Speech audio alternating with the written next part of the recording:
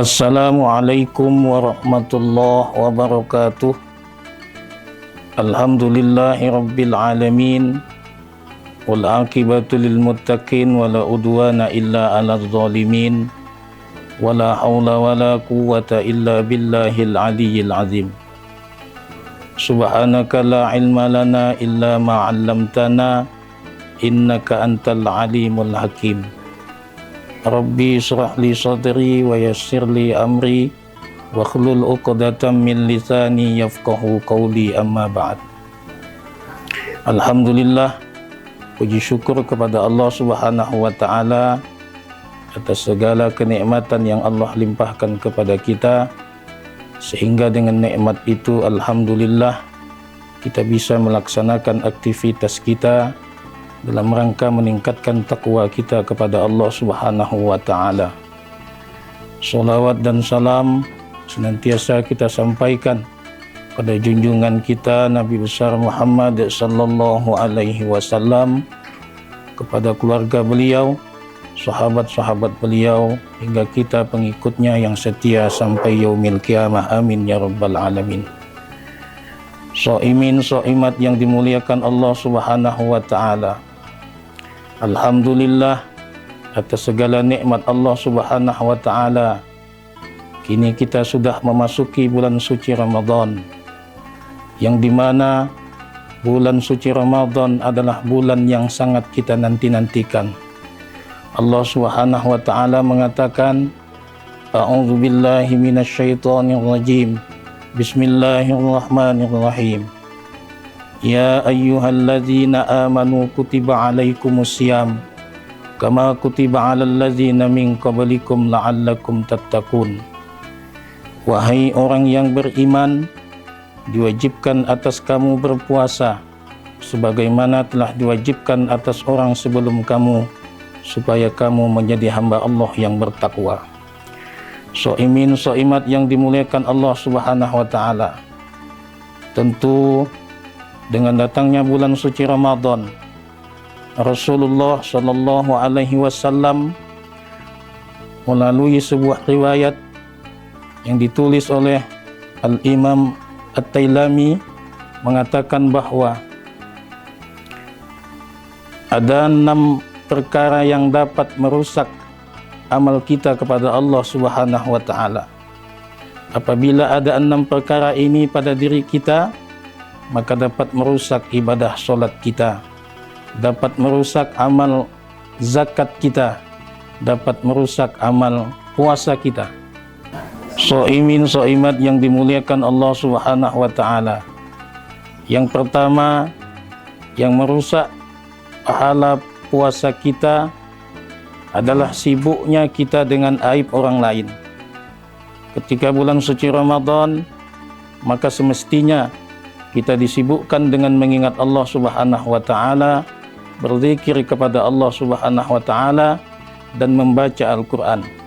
Saat ini tentu sangat mudah kita mendapatkan berita-berita yang berisi menceritakan aib-aib orang lain sampai kepada hal yang fitnah.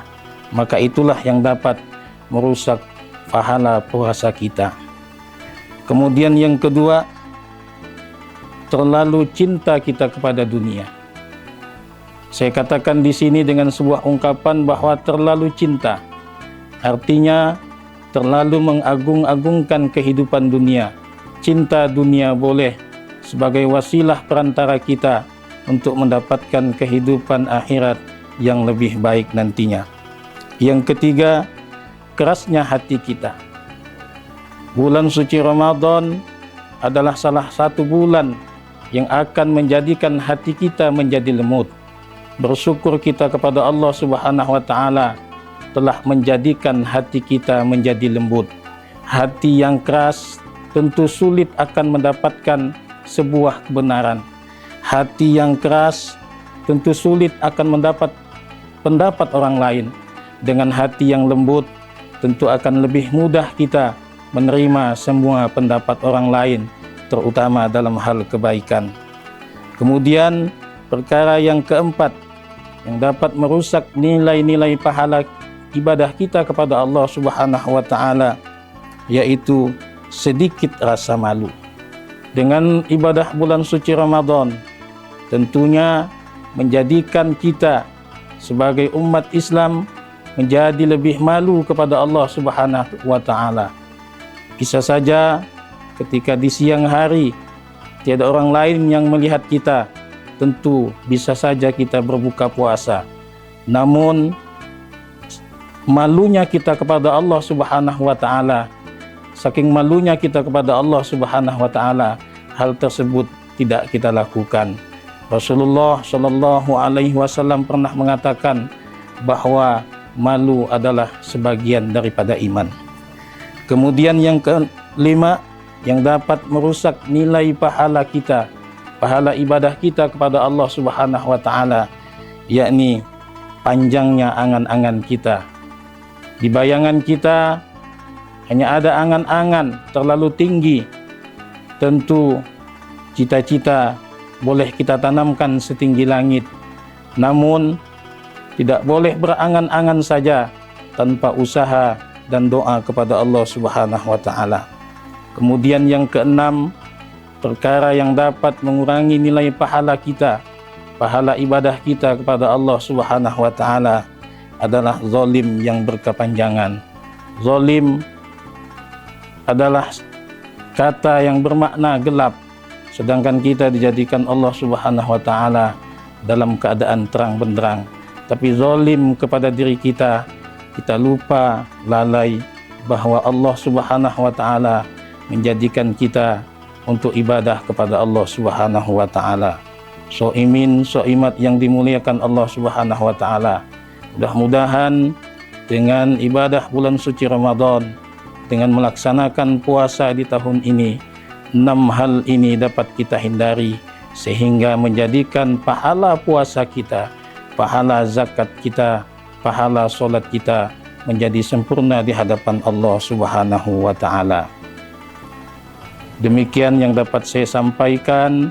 Mohon maaf atas segala kekurangan. Saya ucapkan selamat berbuka puasa. Mudah-mudahan puasa kita kali ini menjadi puasa yang terbaik di hadapan Allah Subhanahu wa taala.